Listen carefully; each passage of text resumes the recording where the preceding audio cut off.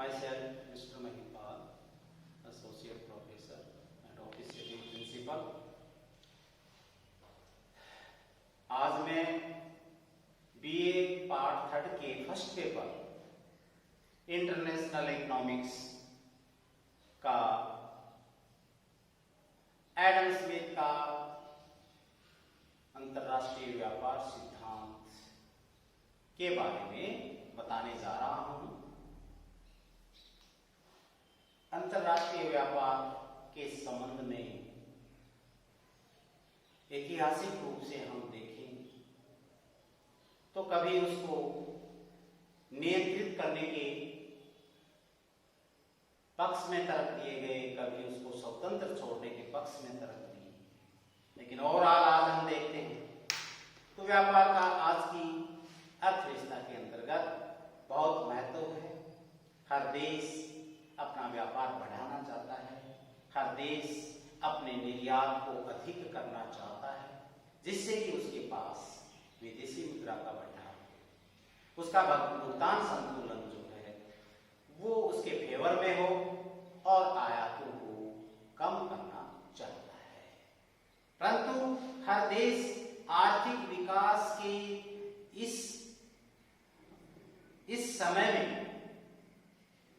अपना विकास करना चाहता है, जिसके कारण यदि उसके पास टेक्नोलॉजी नहीं है, तकनीक नहीं है, अलग विकसित देश है, विकासशील देश है, तो उनके पास तकनीकी अभाव के कारण ऐसी वस्तुओं का आयात उन्हें करना ही पड़ता है मजबूर होकर, जिससे कि वे अन्य देशों, संसार के अन्य देशों के साथ विकास के पथ पर आगे बढ़ सके। तो इस प्रकार से हमारे परंपरावादी जो अर्थशास्त्री हैं उन्होंने भी अपने विचार प्रकट किए हैं और आज हम बात उसमें करेंगे एडम स्मिथ की। तो यदि हम इतिहास, विचारों के इतिहास, आर्थिक विचारों के इतिहास के संबंध में हम बात करें तो वाणिज्यवादियों ने जो व्यापार के संबंध में अपने विचार प्रकट किए वो स्वतंत्र अंतरराष्ट्रीय व्यापार के पक्ष में नहीं थे। वो नियंत्रित विदेशी व्यापार नीति पर बल देते थे। परंतु उसके बाद प्रकृतिवादी आते हैं और उन्होंने कहा कि सरकार को प्रकृति प्रदत्त जो व्यवस्था है उसमें ज्यादा इंटरवेंशन नहीं करना चाहिए, बाधाएं उत्पन्न नहीं करनी चाहिए। सिस्टम अपने आप ही चलते रहते हैं, व्यवस्थाएं अपने आप ही उनको फ्री छोड़ देना चाहिए। और उन्होंने फ्री ट्रेड पॉलिसी के पक्ष में तरफ दिए, उनका समर्थन किया और उसी समर्थन के अनुसार ही एडम स्मिथ ने भी स्वतंत्र व्यापार नीति के संबंध में अपना पक्ष प्रस्तुत किया। एडम स्मिथ ने जो सिद्धांत दिया है वो एब्सोल्यूट डिफरेंस के बारे में उसने बात की है और वो डिफरेंस किसमें हो सकते हैं। तो theory of absolute difference in cost नामक उसने सिद्धांत दिया। लागतों में निरपेक्ष अंतर का सिद्धांत एडम स्मिथ के द्वारा दिया गया।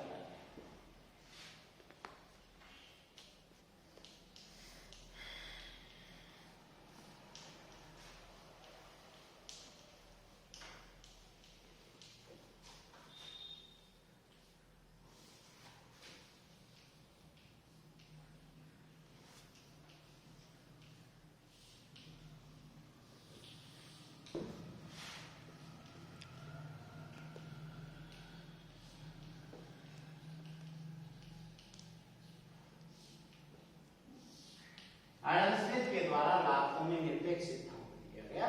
एडम स्मिथ के अनुसार सरल विभाजन के कारण विशिष्टीकरण प्राप्त हुआ और उस विशिष्टीकरण के कारण प्रत्येक देश को कुछ वस्तुओं का उत्पादन करने में दूसरे देशों की तुलना में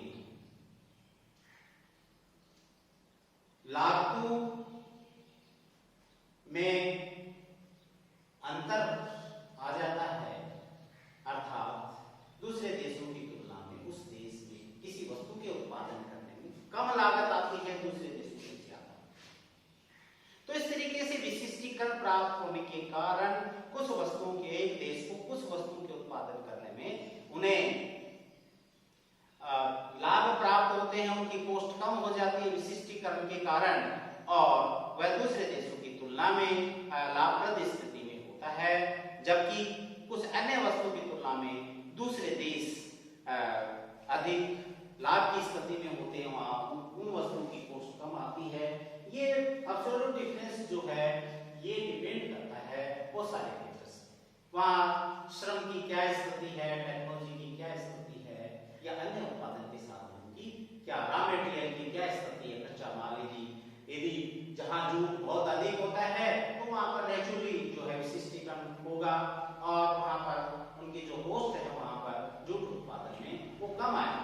भारत में यदि कपास के उत्पादन में यदि भारत को लाभ होता है, स्थितियां ऐसी हैं कि कपास का भौगोलिक स्थितियां भी, क्लाइमेटिक स्थितियां भी ऐसी कि कपास बहुत अधिक उत्पादन होता है भारत में यदि, तो उसमें विशिष्टीकरण प्राप्त हो करके एब्सोल्यूट जो डिफरेंस है कॉस्ट में वो आ जाएगी, और इस तरीके से कॉस्ट कम होगी। दूसरी बात ये कहता है, एडम स्मिथ कहता है कि जैसे घरेलू वस्तु विनिमय होता है उसी प्रकार से अंतरराष्ट्रीय वस्तु विनिमय होता है, इसमें कोई डिफरेंस नहीं है, और हम ऐसी चीज को बनाएं जिसमें हमारी लागत अन्य वस्तु के उत्पादन की तुलना में कम आती है, तो उससे हमें लाभ होता है, और जिस वस्तु के उत्पादन में हमें ज्यादा कॉस्ट प्राप्त होती है तो उन वस्तुओं का उत्पादन हम न करें, हम ऐसी वस्तु का उत्पादन करें जिनमें हमारी कॉस्ट कम आती है।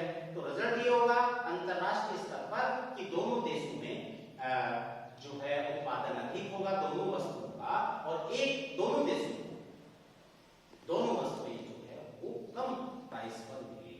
तो इस प्रकार से ये एडम स्मिथ का निरपेक्ष सिद्धांत है।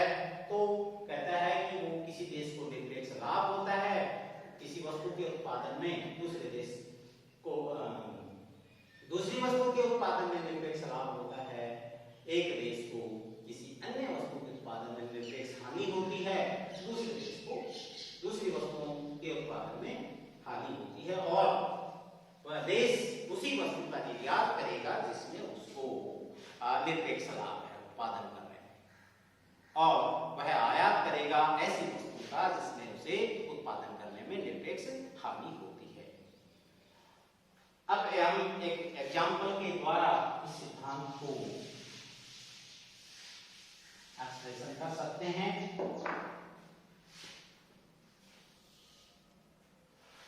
दो देश हैं हमारे, भारत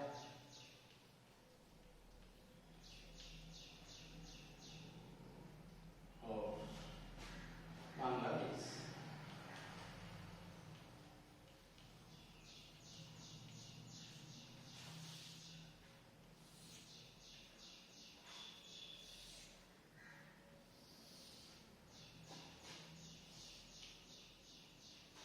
भारत और बांग्लादेश, ये मान लो देश हैं, ये कपास का उत्पादन है और ये जूट का उत्पादन है।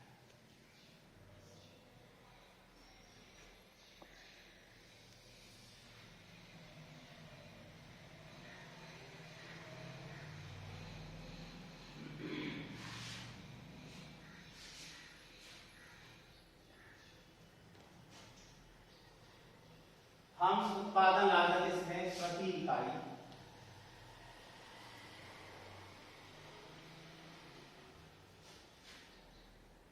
प्रति इकाई लागत श्रम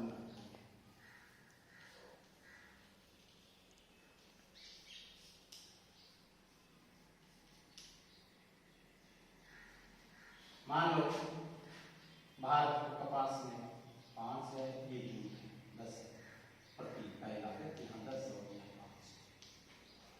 तो हम इसमें देख रहे हैं कि यहाँ श्रम लागत प्रति इकाई जो है भारत कपास में 5 है लग रही है, जबकि जूट में 10 है।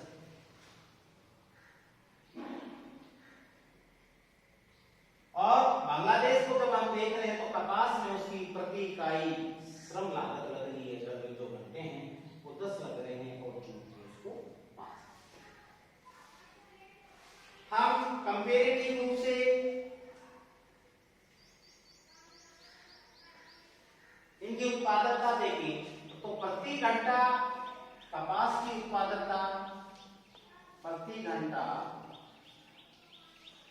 कपास की उत्पादकता,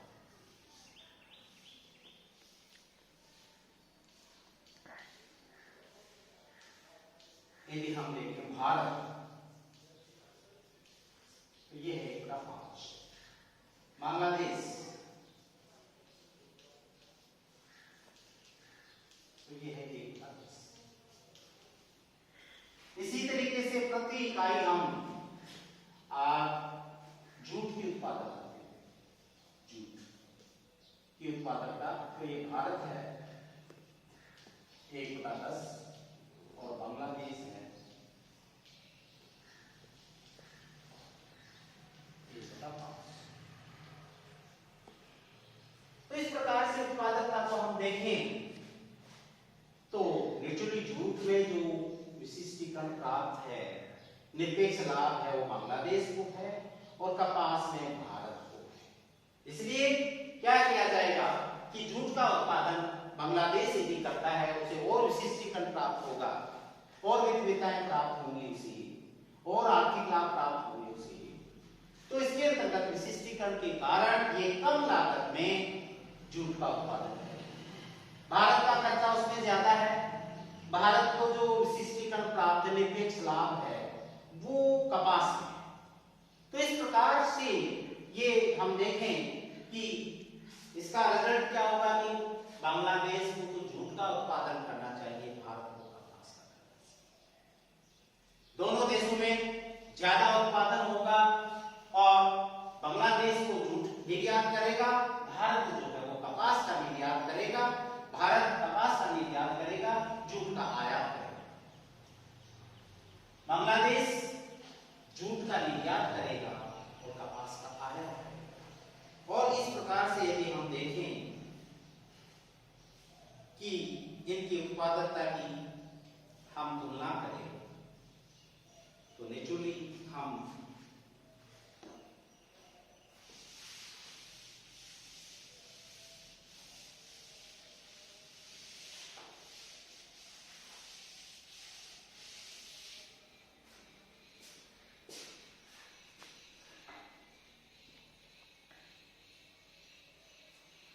भारत में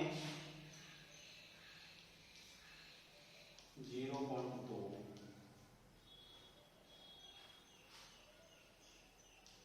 कपास की इकाई,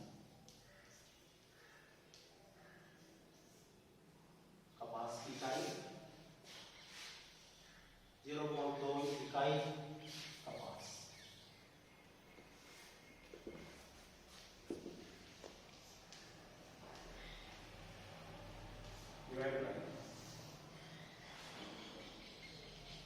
बांग्लादेश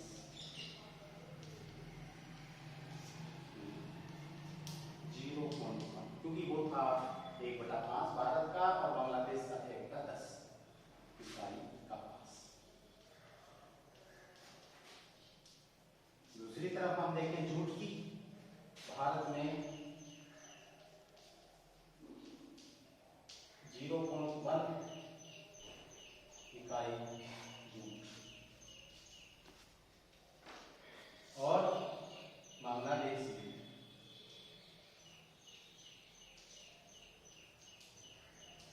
0.2 इकाई।